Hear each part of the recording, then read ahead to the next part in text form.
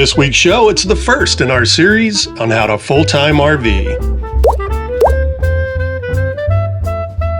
Hi, I'm Mike and Tony. Welcome to our first show on our How to Full-Time RV series. I don't say we're experts, but we're doing it, so, we got the knowledge. In this first episode of this series, we want to talk about something that we haven't seen a lot of other RV channels talk about, and that's some of the mental aspects, some of the mental challenges that go in to full-time RVing. It's because we're both mental. So in this episode, we're going to be talking about the positive aspects of full-timing, some of the negative aspects of full-timing, and hopefully provide you some tips on how to mitigate some of the more negative aspects. If you have some type of an idea that you want to share into the conversation, please feel free to put it in the comments below. This should be a two-way communication. The first thing is we just want to talk about, why do you want to go full-time? Is it an emotional reason because you kind of think this life is amazing, it's going to be nothing but being on vacation every single day, which it's not. We'll talk a little bit about that. Are you trying to get away from the normal life? Are you escaping living in a more expensive area and trying to move to a cheaper area? Escape kind of is one of the reasons that we are in this lifestyle. For those of you that don't know, we lost our daughter back in 2022. And so we were escaping the house that we brought her up in. It was just becoming very, very difficult to deal with the grief of being in that house. Not even just the house, the whole city that we kind of lived in. Every time I drove around a corner, it becomes overwhelming after a while. Or maybe it's financial. A full-time RV is going to be cheaper than living in a house or an apartment. And it can be, but just be aware that that type of a lifestyle requires a lot more work. There's ways to do it cheaper, but it's a lot of work. Yeah, and it could cost a lot more on the upfront end of it because you're looking at, outfitting your rig with solar, things like that, so you can boondock more. Can be done, but it's a lot more work. Take the time to figure out why you want to full-time.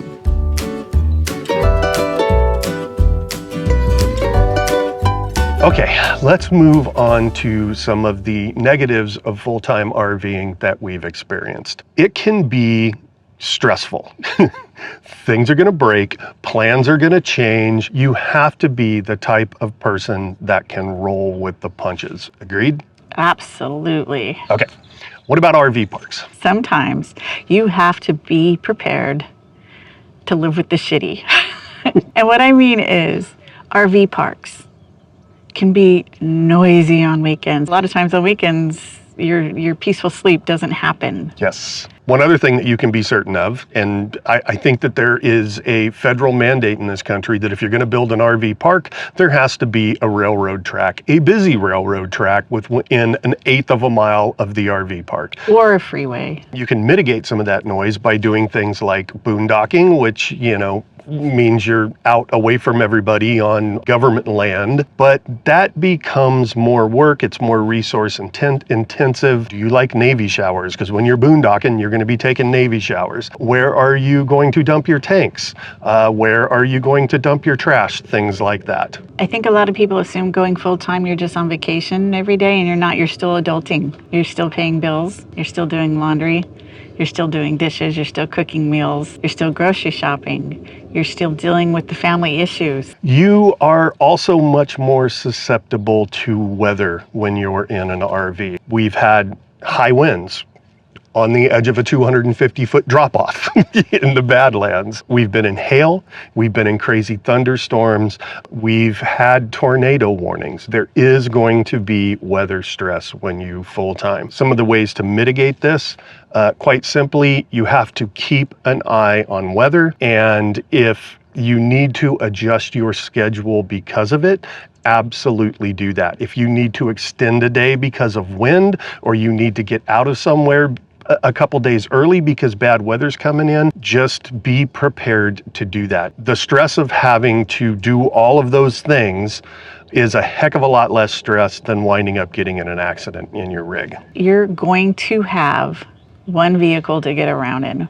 whether it's your truck that pulls your toad, whether it's your toad behind your RV. That's your only way to get away, is to jump in your car and go. You are down to one vehicle, so you have to plan your day. You might make I'm gonna go, get a haircut, and I'm like, wait, I already have plans to meet a girlfriend. And you also have to make sure that one daily driver vehicle, you're both comfortable with driving. You might be comfortable driving a great big dually, and your spouse may not be.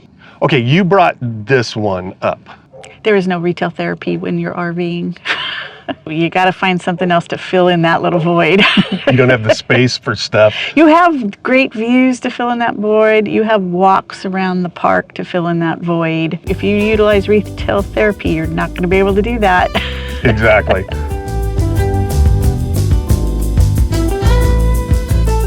So next, we're going to talk about some of the positive aspects of full-time RVing. One of those, and we say it all the time, is that traveling is great, but traveling with your house is So much better. It's pretty awesome when you get to travel with your own house. It has become my preferred way. Some of the things that make it cool, you have your same bed with you. You have the same food that you like to eat when you want it. The same toiletries, the same clothes. Same shower. Same shower. I mean, imagine that every time you went on vacation somewhere, but the hotel room wasn't quite great. That'll never happen again. If you're a clean person, you always have a clean toilet. Yes. You get a better connection with your country. I used to kind of feel like I was a Californian first and an American second. That is kind of flip-flopped. I know what this whole country looks like. I know what people are like in different parts of the country. Mm-hmm. What about friends? That's one of the side benefits, man. If you're a friendly person, you'll end up with friends all over the country. You'll wind up seeing relatives that are spread out around the country, if you have relatives spread out around the country. And if you want to see them. You can spend time with your relatives, but you sleep in your own bed and escape when you need to. This is probably more specific to us, but it gave us a chance to kind of, especially on travel days, to kind of be in our own headspace. To me, it feels like I've really been able to deal with certain things because I've got to think about it with no distraction. That part of this lifestyle has helped me mentally. That's assuming you can go down the road without your head buried in your phone. This lifestyle many times winds up putting you in situations, having conversations with people that don't think like you, don't look like you, and that just kind of helps broaden your mind a bit. Would you agree? Absolutely. I think because we all share this one thing, this RV lifestyle, we're all very friendly to each other and kind to each other, and it really does open your mind to a lot of things. Yeah, and my theory on why full-time RVers are all friendly to each other is because we all know that sooner or later we're going to need somebody else's help because something broke and we can't get it up, we can't fix it on our own. So it's like this mutually assured destruction if you haven't made friends with other people. So I think you're going to find that most full-time RVers are very friendly people. This is a big one. Memories, and in case I didn't say it, memories. We saw the most beautiful waterfall hike we've ever been on in Watkins Glen. This year, watched the sun coming up over the Grand Canyon of the Yellowstone. We've been to 3 of the 4 corners of the lower 48. But we have all of these amazing memories that nobody's going to ever be able to take those away from us. When you're reading books, when you're watching TV, when you're watching movies, and all of a sudden you go, I recognize that place. I was there. You're like, I know around here, and I know there was a great bakery over here, and we went to a great restaurant, we went to a good brewery. That only enriches your life. All right, let's move on to some things that can help you kind of mitigate some of the risks of full-time RVing. You can't do this as a knee-jerk reaction. We've ran into quite a few people, talked to a lot of people that didn't really do research, and they bought a very, very low-end rig that just wasn't going to hold up to full-time use, and they wound up being just done with full-time RVing 6 months in because all they've dealt with is things breaking right and left. We also did a couple of test runs before we started doing this full-time thing. Before we had a rig, we took a month and drove across the US and back. And why did we do that? We wanted to make sure that we could both be together in small spaces for an extended amount of time without like wanting to murder each other. I mean, we've been married and we work together. We kind of knew it, but I think it's important to test it out. And then our next step was that we did get a rig. Then after we sold our house, we stayed in that travel trailer and did a trip across the country and back. We still weren't sure if we were going to go full-time or not. We would give ourselves a year to figure out whether or not we wanted to do it. And then we took the proceeds that we had gotten from our house and just stuck them into a 1-year investment so that that money was doing something. Yeah, looking back, thinking about that first rig, I'd buy it used. Your first rig is probably not going to be the rig you love. You're going to find things that don't work about it, and then you'll know what you need when you go to upgrade to your full-time rig. Yeah. And by buying it used, you're also going to avoid taking that big depreciation hit. As soon as you take them off the lot, there's 20%, if not more, depreciation on them. We know that. We learned that the hard way. With that being said, the current rig we have now is perfect for us. Right. Perfect. Be open to new challenges. You may have to fix things on your rig when they break, and just be open to trying to figure those things out, because between you and YouTube, you can fix like 90% of the things that are going to break on your rig. You just have to be open to doing it and not scared about doing things like that. So be open. Let's talk a little bit about full-timing with a spouse or a partner. If one of you, out of the two of you, doesn't want it, then I don't think this lifestyle will work for you. And also consider how your relationship currently is, and be completely honest with that, because this lifestyle, if you're having a bad relationship, this lifestyle is not going to save your relationship. I would say, if anything, this lifestyle is going to take whatever your relationship is and magnify it. If you have a good relationship and you laugh and you have fun together, this will enhance that more. If you have a relationship where you're angry and frustrated with each other a lot, you're going to be adding a lot more frustration into the mix, and it's going to enhance that, and it's going to make you more angry at each other. It goes back to me, if you're in a relationship that you don't communicate well with your spouse, this is not the lifestyle Oh God, for you. yes.